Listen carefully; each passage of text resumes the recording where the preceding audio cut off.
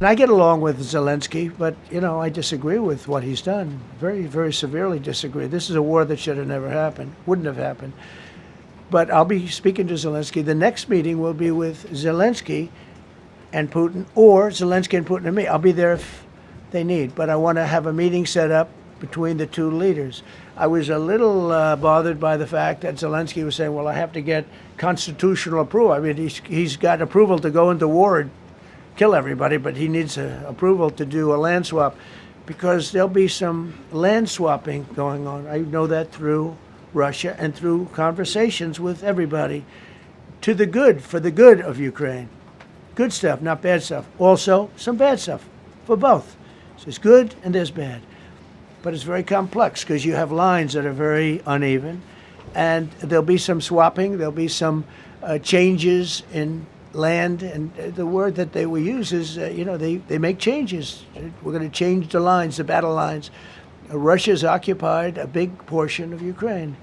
They've occupied some very prime territory. We're going to try and get some of that territory back for Ukraine. But they've taken some very prime territory. They've taken largely ocean, in real estate we call it oceanfront property. That's always the most valuable property. If you're in a lake, a river, or an ocean, it's always the best property. Well, Ukraine, a lot of people don't know that Ukraine was largely 1,000 miles of ocean. That's gone. Other than one small area, Odessa, it's a small area. There's just a little bit of water left. So I'm going to go and see the parameters. Now, I may leave and say, good luck, and that'll be the end. I may say this is not going to be settled. I mean, there are those that believe that Putin wanted all of Ukraine. I happen to be one of them, by the way. I think if it weren't for me, he would not be even talking to anybody else right now. I was not a friend of Russia, but I got along well with Putin. It's always good to get along with other countries if possible, but that doesn't mean you roll over like Biden did. Biden came in and he immediately approved the pipeline. I couldn't believe it. Then they say Trump wasn't tough on Russia. I wasn't tough. I was the toughest. Putin said, if you're not tough, I would hate like hell to see you. I stopped the biggest economic development job, the biggest job that Russia had ever built. I stopped it. It was dead. And this low IQ president came in and he let them build a pipeline and supply oil and gas all over Europe, So this is really a feel-out meeting a little bit.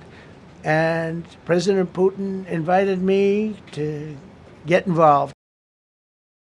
Well, we're going to have a meeting with Vladimir Putin, and at the end of that meeting, probably in the first 2 minutes, I'll know exactly whether or not a deal can be made. How will you know that? Because that's what I do. I make deals. We're doing very well. We're really doing well. But I expect to have a meeting with Putin that I think it'll be good, but it might be bad. And I'm here for one reason, to get rid of a war that somebody else started. Should have never happened. And if I could end it, great. Complex war, a lot of bad blood, But Zelenskyy's been there for 3.5 years. So if you put him in a room, now I will say this, ultimately I'm going to put the two of them in a room. I'll be there or won't be there, and I think it'll get solved. Russia face any consequences if Vladimir Putin does not agree to stop the war after your meeting on Friday? Yes, they will. Yeah. What will the consequences There will be be? consequences. Sanctions, tariffs? There will be, I don't have to say, there will be very severe consequences.